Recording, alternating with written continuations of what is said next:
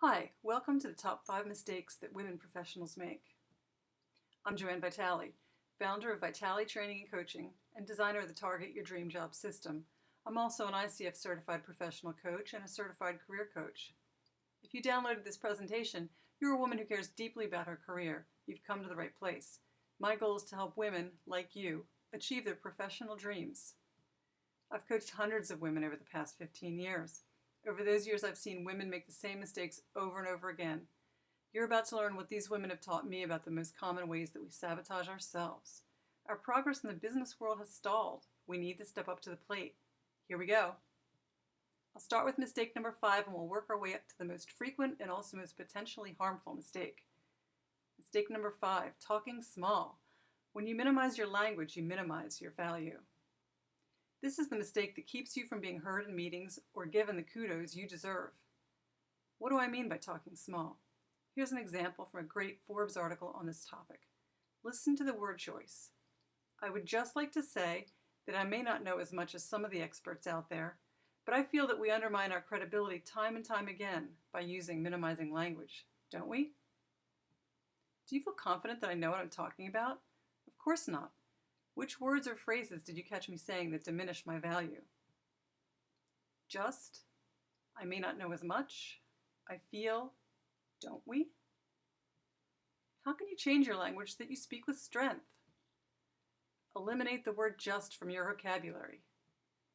Don't volunteer your own doubts about your worth, experience, or knowledge. Replace I feel with I am confident.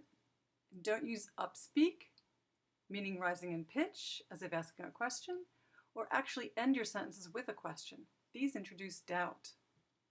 Finally, be sure to elicit help from your coworkers and family to point out to you when you use minimizing language. Consider taping yourself at a meeting. Our language patterns can be difficult or impossible to catch by ourselves because they're so ingrained. This is why working with a coach can be very helpful as well. On to mistake number 4. Valuing ourselves small. This is the mistake that also undermines your credibility and keeps you from speaking up in a meeting at all. If you don't think that you bring value to the table, why should your coworkers, your boss, your clients believe in you? You need to believe in yourself first. But how do you do that? You need to know your value deep in your bones. This takes some soul searching. Try this exercise. List 20 ways that you are a unique genius, the things you are brilliant at. Think about successes you have had, awards you may have won, projects that you love doing. What skills come easily to you? Again, this is a great way to use a coach. Most of us find coming up with the ways we're talented to be a daunting task. A coach can help us tease out these skills and loves. A best friend's good too. Mistake number 3, risking small or not at all. By this I mean playing it safe, too safe. So safe that you get bored and think to yourself, why didn't I ask for the fun project? So safe that you get resentful. Why does he get all the fun projects? So safe that you forget who you are and you're a unique genius. What am I even good at? We put out our own light and then blame others for it. Sound familiar? How do you change this behavior? You need some courage. Courageous is a word that my clients have used to describe me, but I'll admit that I was surprised when I first heard someone describe me that way. You see, I'm shaking in my boots most of the time. I feel the fear too, but take action anyway. Here's how we get some. We must remember that fear is what makes us feel alive. Without some fear, we would feel no accomplishment or fun. Think roller coaster. The great ride would be no fun without that wonderful fear climbing slowly to the top. Yep, fear is good. Reframe how you think about fear from being a feeling that you need to avoid to a feeling that makes life interesting and exciting. Without fear, life is boring. Mistake number 2, settling for small. Over and over again, I've seen my clients accept crumbs at work, crappy assignments, no praise, dead-end jobs, low pay, horrible hours, and they haven't said a word except to me. Don't settle. Figure out what you want, and once you know what you want, ask for it. And ask for it we must. You need to speak up. You can't expect your bosses and coworkers to know what you want and then get angry when your wishes aren't magically fulfilled. Most of the coaching I provide is around helping my clients script the language that they can use to speak up with confidence. And now the most important mistake. Mistake number 1, networking small or not at all. Too many of us go it alone, completely, utterly alone. This mistake results in feelings of isolation and hopelessness.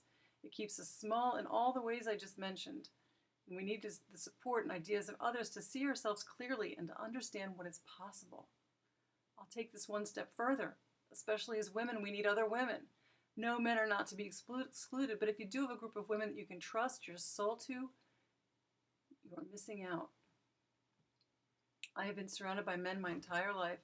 I've got 2 older brothers. My neighborhood growing up was boys only. My college degree and first jobs were male-dominated. And even my husband has 3 brothers with no sister-in-laws. No women in sight.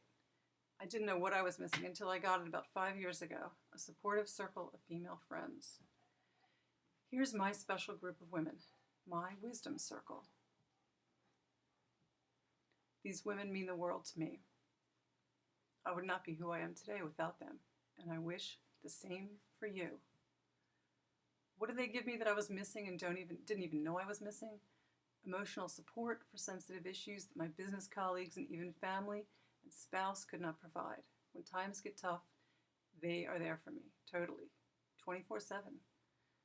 Business acumen and connections that continue to grow my business, and much, much more. If you don't have such a group, you're missing out. How so? Women networking with women is about having a place where we can feel safe, open, and able to connect deeply. We need a place where we can develop relationships in a way that feels comfortable, a place where the rules are made by women, for women, a judgment-free zone. We need a place to talk about what we like to talk about, our families, our children, our grandchildren, our pets, and our passions. Women need and deserve a private space that allows us to bond, inspire, and empower each other. Let's summarize the top 5 mistakes. Talking small, valuing yourself small, risking small, settling small, and finally networking small. So let's turn those upside down and look at the ways that we talked about to change those. You need to speak from strength. Know your worth in your bones. Embrace fear instead of avoid it. Ask and know what you want, and design a support system for yourself.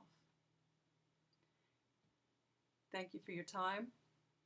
And let's stop making these mistakes and instead allow ourselves to have careers that we love. Allow us to attain higher positions in corporations around the globe so that we can change the world as we know it. I ask you to join me in this mission to unleash the potential of women worldwide. Ask about my monthly Wisdom Circles. It's a virtual support group for women helping women, webinars and free coaching. You can read more about it at joannevitali.com. Thank you so much.